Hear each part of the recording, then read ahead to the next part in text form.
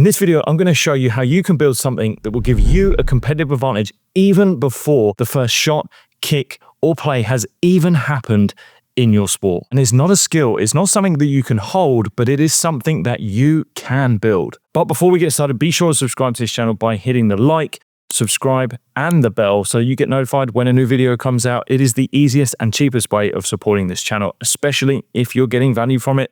Drop a comment below if you do. All right, let's get into it. Okay, so I want you to think of Rafael Nadal and Kobe Bryant. If you were to describe these two players, how would you describe them? Chances are that you would say things like they have an incredible work ethic, they're hugely humble, they're respectful, and you wouldn't automatically go to the skills or the particular shots that they have, because what you're talking about is what we're going to focus on in this video. And those characteristics that you're talking about are what are called their reputation. And a reputation as an athlete is important because it is other people's opinion of you. And sometimes it's their opinion before they even watch you do anything on the field in your sport. But not only could it be one of your biggest competitive advantages, if you're to get it wrong, it could be a huge disadvantage for you. All right, so how do we build a reputation? Well, one of the most easiest ways is to be successful. But the trouble is, being successful is not always guaranteed in sport. So hanging your reputation on success and winning is not a stable foundation because it's not guaranteed. There are other things that you can do to build a reputation that are far away from the outcome. And these characteristics mean that if you are even losing in your sport, you can still be seen as a success because your reputation far outweighs the results that you're getting on the field. So I'm going to give you these tips to help you build the strongest reputation you possibly can, something that I did as a professional athlete so that you not only get respect from other athletes, but you can also maybe start to put a bit of fear in them before they've even seen you play. All right, so number one is quite obviously work rate. When you think of many athletes and especially their reputation, you will obviously start to think of their work rate. Do they work hard or do they not work hard? This will really be a big decider in your reputation. Are you seen as someone who puts in a huge amount of work and effort to get where they want to be? Or are you someone that is potentially seen as complacent, lazy, and falls away? Either way, you're building a reputation, but you know you want to be building one towards being known as someone who works hard, because that is someone that is seen as they are doing everything to make them the best they possibly can be. And if you are an athlete coming up against someone who has a high work rate, you might think, I don't know if I've done enough work as that person because I see them working so hard. So this is where you start to go and do the extra sessions. This is where you're putting in the effort at training. You're not only just turning up to training, but you're putting in serious effort at training. One other thing that I don't think many athletes focus on enough is actually being seen to be doing the work. So when you're at a training session, I'm a big believer with a lot of the athletes I work with, and something that I did myself was when you finish training, can you stay behind and do more and let everyone else see you do that work? It's not only there to just do the work and get better, but to also build this reputation to show everyone that you are the person that is doing that extra work. Yes, you can go and do the work in the shadows and do it in times when no one's watching and the camera's not on. That is totally valid, and you should be doing that as well. But there are opportunities where you get to show people around you. Maybe it's opposition, maybe it's opponents that are training in nearby areas to you. If they see you doing that extra work and they see you putting in all that effort, it's going to build your reputation. It's going to put you ahead of everyone else. Not only for just those players, but for other coaches and maybe even people that are watching you play as well. You will start to build that reputation as someone who works hard because they're seeing you do it. All right, another one is seeking feedback. This would be asking questions from your coaches, from other teammates, players, opponents, and being seen as someone who is curious, constantly trying to get better. I actually think this is one of the best things that you can do as an athlete by asking not only the right questions, but the right people to ask those questions. So as I mentioned, you're going to ask your coaches because they're going to look and see that you are someone who is wanting to get better. But also, you can ask questions to your teammates if you've got them. You can also ask questions to your opponents if you've maybe played them in a match and you've gone away from the game and you actually are spending time in a bit of a quiet place and you get to catch up with them and say, hey, how do you think I went in that game?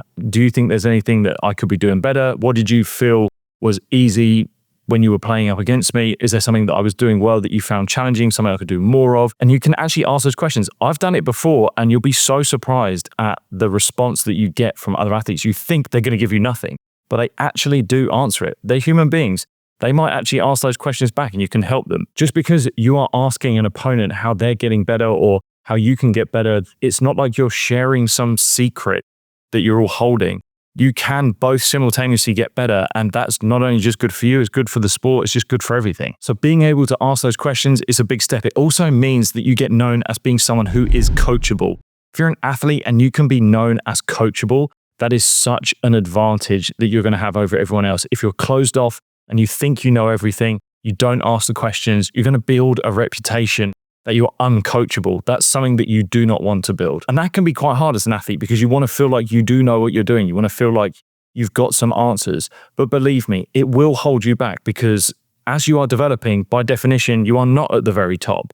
But to get to the very top, the athletes that get there, they ask questions, they open themselves up, they recognize they don't know all the answers. They're curious to find out what other people would think. It doesn't mean you have to use that information all the time, but just by asking that question, being coachable, being curious, you get more information to use and you get to figure out what you would use, decipher it all, and then apply what is valuable for you. Another one is sportsmanship. This is actually just the way you treat those that you're playing against and also those that you're playing with. Showing great sportsmanship just shows that you care. You're actually considerate of other people. It's also a sign of humility. People are really drawn to that.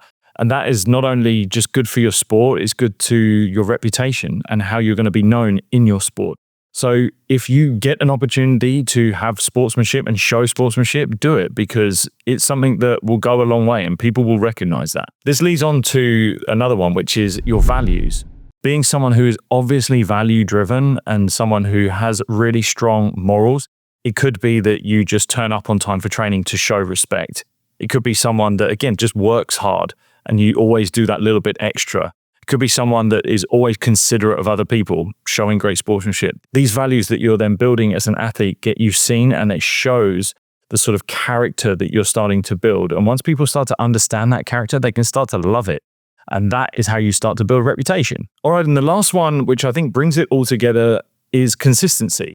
Because everything that I've mentioned so far is all great if you're doing it, but if you only do it here and there, it's not really going to count for much. People are going to build a reputation knowing that you can maybe do it once, but you don't do it all the time. But if you're consistent and you're not sure if you're building a reputation, if you do these things over and over and over again, eventually you will build that reputation as an athlete. You just have to be consistent.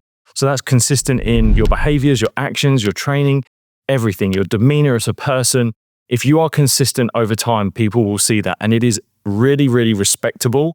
You'll build that reputation and people can depend on you when you're consistent. So there you go. That's everything. That's how I would offer you a chance to build your reputation as an athlete. It's not going to be an overnight thing, but if you put in these steps, then I'm sure you can get there. If you think there's something else that you would add in, throw it into the comments for sure. Let people know what you think would help build their reputation as an athlete. Our reputation can be one of the biggest advantages we have before we've even set foot out into our sport, but it can also be one of the biggest disadvantages if we do not get it right. So be sure to be putting in the right steps towards building your reputation the right way. And if you've gained value from this video, throw it in the comments below as well. Be sure to like, subscribe to this channel. As always, it is the easiest and cheapest way to support what we're doing here. But if you want to continue building a stronger mind in your sport, then you're going to want to watch this video next.